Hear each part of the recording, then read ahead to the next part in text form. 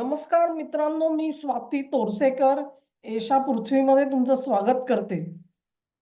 अमेरिकेचे ट्रम्प यांनी अखेर घुमजाव केलेला आहे. घुमजाव म्हणजे काय? ट्रम्प तर फेमस आहेत. त्यांना म्हणतातच टॅको. म्हणजे ट्रम्प ऑलवेज चिकन्स आउट असं म्हणतात. त्यांचे विरोधकही म्हणतात, कधी-कधी त्यांचे समर्थक सुद्धा बोलतात. म्हणजे ट्रम्प हे एखाद्या कुठच्या मॅटरवरती एकदम कडवी भूमिका घेतात, अगदी ठाम भूमिका घेतात आणि नंतर एवढी सगळी ती भूमिका घेतल्यानंतर सुद्धा अचानक घुमजाव करतात आणि बरोबर दुसऱ्या बाजूला जाऊन मिळतात. म्हणजे जिथे त्यांना 100चा डाव टाकलेला असतो, तिथे कधी-कधी ते 10 वरती सुद्धा समाधान मानून मागे पाऊल घेऊन जातात. आता ट्रम्पच्या बरोबर ज्यांनी उड्या टाकलेल्या आहेत, ते मात्र फशी पडतात. कारण त्यांना कळत नाही, की आपण जी काही भूमिका घेतली त्यातून मागे कसं जायचं. ट्रम्पला ते तंत्र जे आहे ते अगदी व्यवस्थित जमलेलं आहे. तर तुम्ही बघाल, की त्यांच्या प्रचार यंत्रणेच्या जेव्हा म्हणजे ह्या वेळेचाच प्रचार असा नाहीये, म्हणजे 2024चा असं नाही, पण 2016 साली सुद्धा ते निवडून आले. त्या वेळपासून त्यांनी काही एक विशिष्ट भूमिका घेतली आहे आणि त्या भूमिकेसाठी म्हणून त्यांच्याशी जोडली गेलेली अनेक माणसं आपल्याला दिसतात. आणि त्याच्यातलीच सर्वात मोठी त्यांची व्होट बँक जी आहे, ती अर्थातच अ, कडवे ख्रिश्चन अमेरिकेमधले आणि ज्यांना अ, दुसरा जो वर्ग होता तो मागा म्हणजे मेक अमेरिका ग्रेट अगेन ह्याच्यावरती ज्यांचा विश्वास आहे, अशी व्होट बँक ह्या 2 व्होट बँकच्या जोरावरती ट्रम्प यांनी यावेळची बाजी मारली असं म्हटलं जातं. त्याच्यापैकी ख्रिश्चन मतपेटी जी आहे, तीही त्यांची महत्त्वाची आहे. अमेरिकेमध्ये तुम्हाला आश्चर्य वाटेल, एका बाजूला अत्यंत पुढारलेले सुधारक अशा पद्धतीचे लोक आपल्याला बघायला मिळतात. तर दुसऱ्या बाजूला अ, कर्मठ धार्मिक भावना जपणारे आणि अ, ख्रिश्चन धर्मामध्ये जे काही आज्ञा दिलेल्या आहेत, बंधनं टाकलेली आहेत, ती काटेकोरपणे कसोशीने पाळणारे. अशा 2 विचित्र मतपेट्या आपल्याला अमेरिकेत दिसतात आणि ह्या दोघांचं समाधान करता अध्यक्षीय पदाचे जे उमेदवार असतात त्यांना नाकी नऊ येऊन जातं.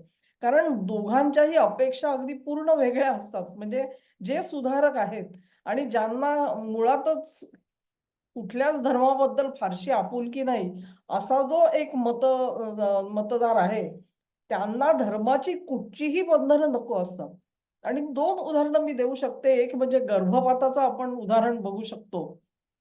गर्भपात करावा का नाही ह्याच्यावरती प्रचंड तिथे गदारोळ असतो. कारण जे सुधारक असतात ते म्हणतात, की आम्हाला काय करायचं ते आम्हाला करू द्यात. आम्हाला धर्माची जाचक बंधनं नकोत. दुसऱ्या बाजूला अगदी कर्मठपणे ख्रिश्चॅनिटी पाळणारे जे लोक आहेत त्यांना एक प्रकारे हा गर्भपात बिलकुल नको असतो. अशी जी 2 टोकं तिकडे जी निर्माण झालेली आहेत, त्यांच्यामध्ये समन्वय कसा साधायचा?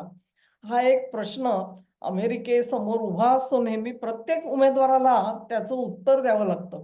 कारण दोन्ही मतपेट्या ज्या आहेत, त्यांच्याकडे तुम्हाला दुर्लक्ष करून चालत नाही.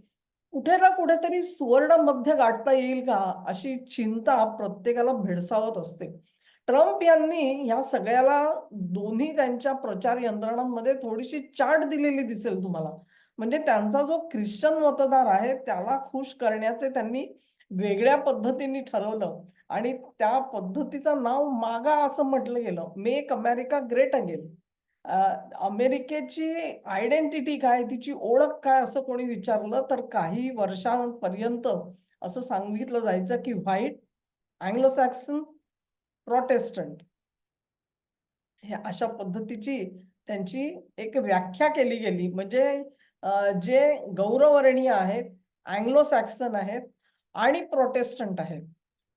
असे जे लोक आहेत त्यांच्यासाठी म्हणून एक व्यास नावाची आयडेंटिटी म्हटली जाते आणि हे खरे अमेरिकन आहेत आणि हे अमेरिकन जे आहेत त्यांनी अमेरिकेला मोठी केली. ते इथे आले आणि त्यांनी या भूमीमध्ये आपले सगळे श्रम इथे रुजवले आणि त्याला आज आलेली त्या वृक्षाला आलेली फळं, फुलं तुम्ही बघता आहात, असं त्यांचं म्हणणं असतं. आणि त्यामुळे ही जी व्यास्ट ही त्यांची जी आयडेंटिटी आहे ती अतिशय महत्वाची समजली जाते ह्याच्यामध्ये. पण केवळ तेवढ्यावरती ट्रम्प थांबले नाहीत आणि ट्रम्प यांनी असं म्हटलं, की 50 आणि 60च्या दशकामध्ये अमेरिका जशी उच्च शिखरावरती होती आणि ते जे शिखर आम्ही गाठलं, ते शिखर परत गाठता येईल का आम्हाला? तर ते जरूर गाठता येईल, परंतु त्याच्यासाठी परिस्थितीमध्ये काही फरक करावा लागेल, धोरणात काही फरक करावा लागेल आणि म्हणून ती धोरणं मी अवलंबीन आणि अमेरिकेला मी पुन्हा ग्रेट करीन. कारण अमेरिका ग्रेट राहिलेली नाही. कारण तिचा आजचा जगाच्या अर्थकारणावरची पकड ढिली होते आहे. जगामधल्या मॅन्युफॅक्चरिंगवरची पकड ढिली होतीये. इतकंच नाही, तर संशोधनावरची म्हणजे ज्या रिसर्च अँड डेव्हलपमेंटनी अमेरिकेला मोठं केलं, अत्युच्च पदावर नेऊन ठेवलं. आज अमेरिकेमध्ये रिसर्च सुद्धा पुरेसा होत नाही. जास्तीत जास्त पेटंट्स ही चीन मिळवतो आहे. आणि ही अवस्था जेव्हा आली, तेव्हा त्यांना कुठेतरी जाग आलेली आहे, की नाही मला परत अमेरिकेला ग्रेट करायचंय. तर हा जो मागा त्यांचा हा जो क्राउड होता, हाही अत्यंत महत्वाचा होता. त्यांचे जे व्हाईस प्रेसिडेंट म्हणून त्यांनी निवडले, ते जे.डी. व्हॅन्स. जे.डी. व्हॅन्स हे कट्टर ख्रिश्चन म्हणून तुम्हाला पेश आलेले दिसतात समोर. त्यांचे सगळे साथीदार जे आहेत, ते यावेळेला तुम्ही बघितलं असेल, की निवडून आल्यानंतर प्रत्येक जण आपापली फॅमिली सकट येत होता. मुलाबाळांसकट लोकांच्या समोर येत होता आणि हे एक सांगायचा प्रयत्न करत होते, की कौटुंबिक वातावरण आणि ते जे 50-60च्या दशकामधलं असलेलं वातावरण आहे, त्याच्यावर आपला कसा विश्वास आहे आणि ख्रिश्चन वे ऑफ लाईफ ह्याच्यावर कसा विश्वास आहे, ह्याच्यावरती भर दिला जात होता. आणि हे जे ही जी त्यांची मतपेटी आहे ना, ती मतपेटी अधिकाधिक आग्रही होताना आपल्याला दिसली. ह्याच मतपेटीच्या आग्रहासाठी ट्रम्प यांना H-1B प्रोग्राम आणि भारतीय इमिग्रंट्स जे आले, त्यांच्यावरती कारवाया करणं भाग पडलेलं होतं. आणि हीच मतपेटी जी आहे, त्यांच्या आग्रहासाठी इतरही अनेक गोष्टी केल्या गेल्या. इमिग्रंट्सच्या बाबतीत त्यांनी केलं त्याबद्दल आपल्याला काही म्हणायचं नाहीये. परंतु ज्या प्रकारे ज्यूंच्या विरोधामध्ये ही मतपेटी आज उभी राहिलेली आपल्याला दिसते, त्यांनी थक्क व्हायला होतं. म्हणजे कधी नव्हे ते अमेरिकेमध्ये अँटाय सेमिटिझम जो आहे, तो वाढीला लागलेला दिसतो. बरं जे डावे आहेत, पुरोगामी आहेत, लिबरल आहेत, त्यांच्यामध्ये एक फॅशन आहे, की पॅलेस्टाईनची बाजू घ्यायची, गाझाची बाजू घ्यायची आणि मग त्याच्यासाठी इस्रायलला दोषी धरायचं, ज्यूंना दोषी धरायचं, असा एक तो प्रघात पडलेला होता. पण आजच्या घडीला जे मागाचे मोठे प्रोपोनंट्स आहेत ना, ते सगळे सुद्धा त्याच भाषेमध्ये बोलताना दिसतात आणि त्यांचा मूळ आक्षेप असा आहे, की अमेरिकेची धोरणं फसत गेली.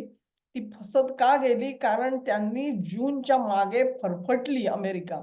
जूनना हवं तसं ते अमेरिकेला वाकवतात आणि आपण त्यांच्या मागे वाकता कामा नये, अशी एक ठाम भूमिका हे मागाचे लोक घेताना दिसत होते. गेल्या काही महिन्यामध्ये ही भावना जी आहे, ती खूप मोठ्या जोमाने वाढताना आपल्याला दिसते आहे.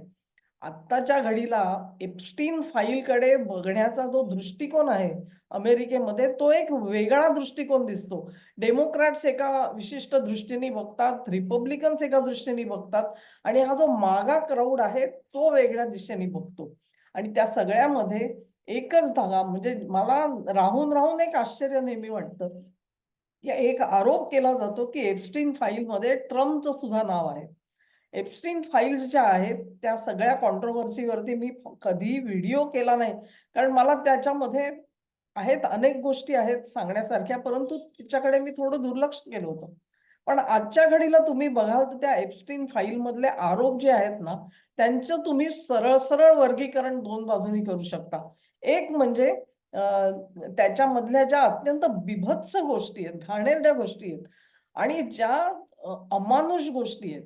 अशा आणि त्याच्यामध्ये रस असलेले व्यक्ती आणि दुसऱ्या प्रकारच्या व्यक्ती. त्या दुसऱ्या प्रकारच्या व्यक्तींवरती मी आत्ताच बोलणार आहे, परंतु त्याचं सविस्तर वर्णन करते. तेव्हा हे जे अमानुष वागणं असेल किंवा बीभत्स वागणं असेल याच्यामध्ये अ, अर्भकांना मारून त्यांचे अवयव खाणं किंवा अल्पवयीन मुली किंवा मुलगे ह्यांच्यावरती लैंगिक अत्याचार करून आपली वासना शमवणं ह्याच्यामध्ये गुंतलेली मंडळी ही एका बाजूला होती. दुसरी मंडळी होती आणि त्याच्यामध्ये ते अल्पवयीन मुलींसोबत लैंगिक अत्याचार करतायत असं दिसणार नाही तुम्हाला. वयात आलेल्या मुली त्यांच्यापेक्षा वयाने कमी असतील, परंतु त्या किमान मी म्हणेन की अमेरिकेसारख्या सोसायटीमध्ये 15-16व्या वर्षानंतर मुली डेटिंगसाठी जायला सुरुवात करतात. तेव्हा अशा मुलींसोबत असलेले विवाहबाह्य संबंध असे 2 गट तुम्हाला एप्स्टीनच्या सगळ्या फाइल्समध्ये दिसतील आणि तो जो पहिला गट आहे ना, तो आपण आउटराइट त्याला तुम्ही डिनाउन्स करू शकता. दुसरा जो गट आहे त्याच्याबाबत तुम्हाला तिथे एक तर त्या मुलींना जबरदस्तीने ते करायला लावलं असेल तर ती चूक आहे आणि दुसरं विवाहबाह्य संबंध असतील तर ती चूक आहे. परंतु पहिल्या गटातले जे लोक आहेत ते जितके निंदनीय आहेत तेवढे म्हणजे त्याच्यामध्ये फरक करायचा झाला तर डावे-उजवे करायचे झाले तर हे जे लोक आहेत हे थोडेफार तुम्हाला त्यातले कमी लेव्हलचे अत्याचार दिसतील आणि माझा असा समज आहे, की ट्रम्प हे स्वतः त्या दुसऱ्या वर्गात असल्यामुळे प्रचाराच्या दरम्यान जेव्हा त्यांनी आश्वासन दिलं होतं, की एप्स्टीन फाईल मी बाहेर काढीन, त्यावेळी त्यांनी हा दुसऱ्या पद्धतीचा जो व्यवहार झालेला आहे, त्याला अमेरिकन जीवनामध्ये फारसं काही लाईमलाईट मिळणार नाही, प्रकाश झोतामध्ये ते येणार नाही असं गृहीत धरलं असावं.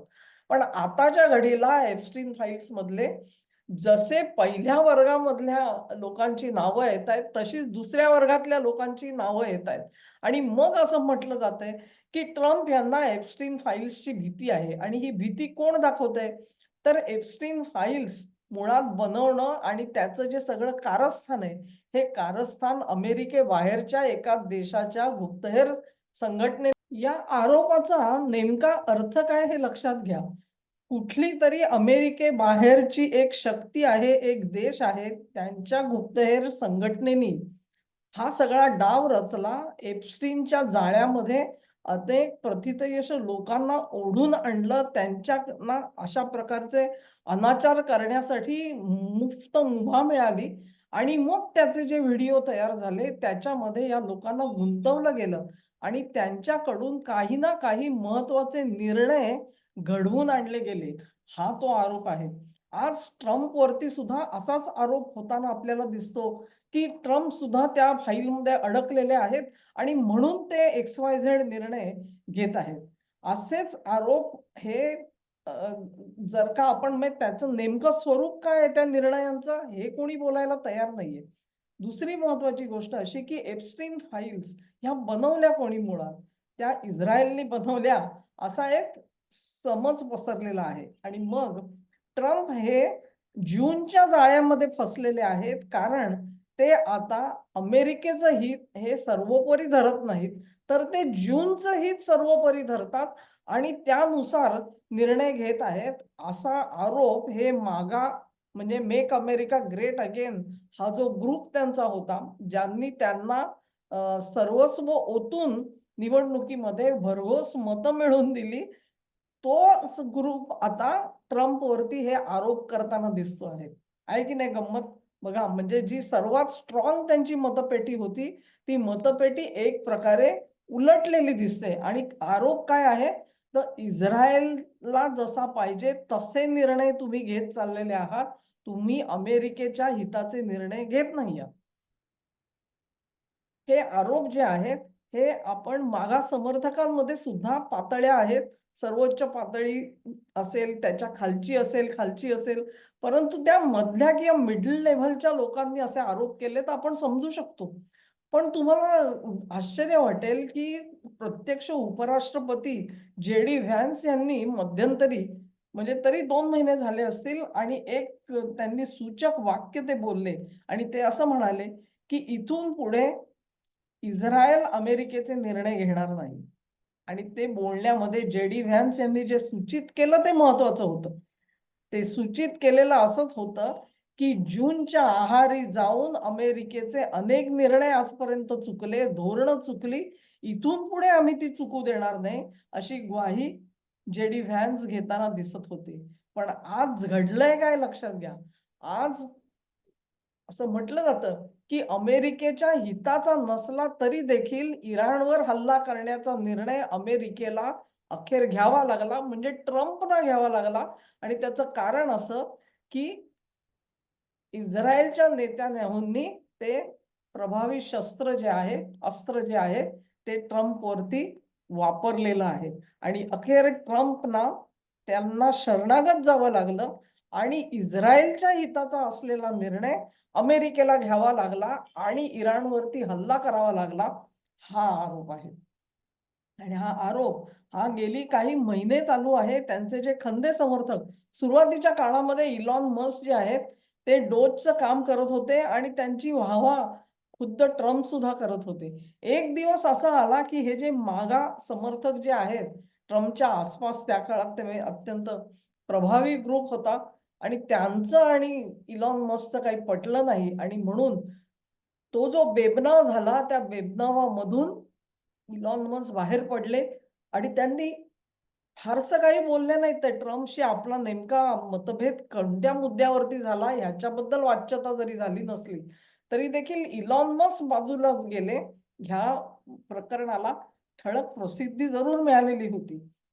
आताच्या घडीला मागाचे जे समर्थक आहेत, त्यांच्यात आणि ट्रम्पमध्ये तयार झालेला हा जो बेबनाव आहे, हा जास्त सखोल आहे असं मी मानते. इलॉन मस्कचा सुद्धा सखोल होता. कारण ट्रम्पना जिंकवण्याच्या मध्ये इलॉन मस्कची खूप मोठी प्रॉमिनंट भूमिका होती. त्यावरती मी तेव्हा व्हिडिओ सुद्धा केलेला होता. तुम्ही अजूनही जाऊन बघू शकता. त्या समर्थनाचं स्वरूप काय होतं ते. इलॉन मस्कनी जर का ते प्रयत्न केले नसते, तर ट्रम्पना इतका सुखासुखी विजय कदाचित मिळू शकला नसता. त्यामुळे त्याचं निश्चित योगदान होतं. परंतु अगदी सुरुवातीच्या काही महिन्यातच इलॉन मस्कला बाहेर जावं लागलं, बाहेर पडावं लागलं आणि ते सुद्धा या मागा समर्थकांनी टाकलेल्या दबावाखाली हा निर्णय झाला असं आज मानलं जातं. तेच मागा समर्थक आज ट्रम्पपासून दूर गेलेले आहेत आणि ते ट्रम्पवरती टीका करताना दिसतायत. त्यांच्या मते इराणवर हल्ला करण्याची गरज नव्हती.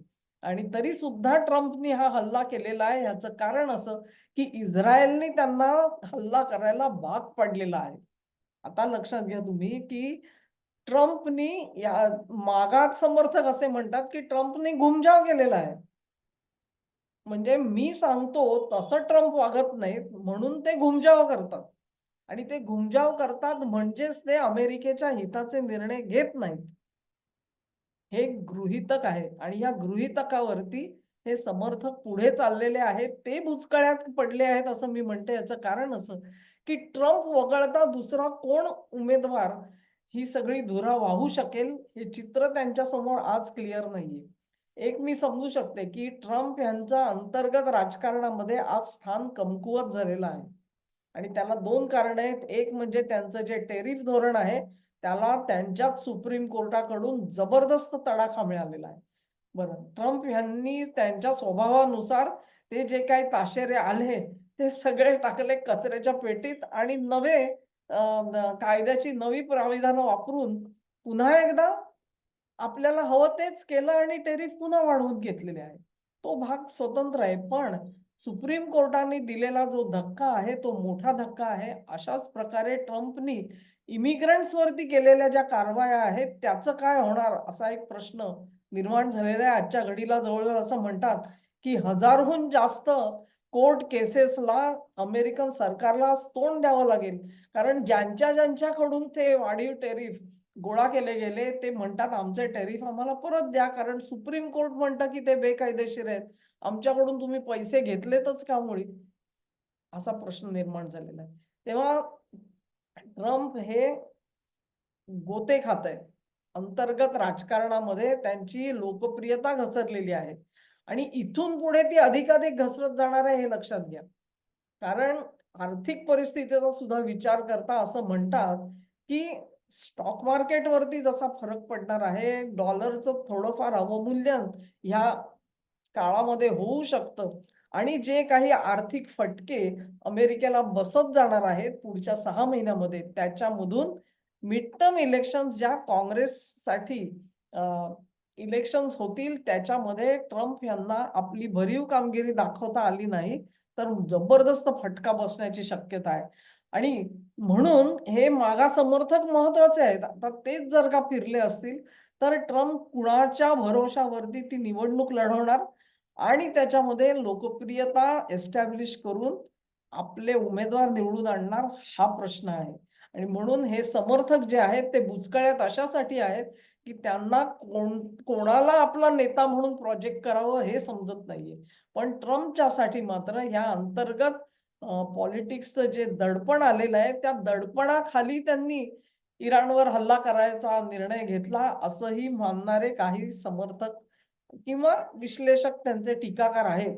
म्हणजे इस्रायलनी तुमची एक प्रकारचं ब्लॅकमेलिंग केलं असं म्हणतात. कारण एप्स्टीन फाईल्स म्हणजे ब्लॅकमेलिंग आहे. तर ते ब्लॅकमेलिंग करून ट्रम्पना ह्या युद्धामध्ये उतरवलं असं मागा समर्थक म्हणतात. दुसरे समर्थक म्हणतात, की अंतर्गत राजकारणातले जे सेटबॅक बसले, हादरे बसले त्याच्यामुळे त्यांना कॉम्प्रोमाईज म्हणून हे सगळं करावं लागतं आहे. हेतू कुठचाही असो, जो काही त्यांनी निर्णय इराणच्या बाबतीत घेतलेला आहे, तो येत्या 2 ते 3 दिवसात इराण जर का नमला नाही, तर मात्र हे युद्ध जे आहे ते विचित्र दिशेला भरकटत जाईल, ह्याची दाट शक्यता आहे. आणि म्हणून ट्रम्प यांचा घुमजाव जो आहे, म्हणजे युद्ध करण्यासाठी दिलेला होकार हा घुमजाव आहे. हा घुमजाव त्यांना त्याची किती जबर किंमत मोजायला लागणार आहे, हे येत्या 4 ते 5 दिवसामध्ये स्पष्ट होऊन जाणार आहे.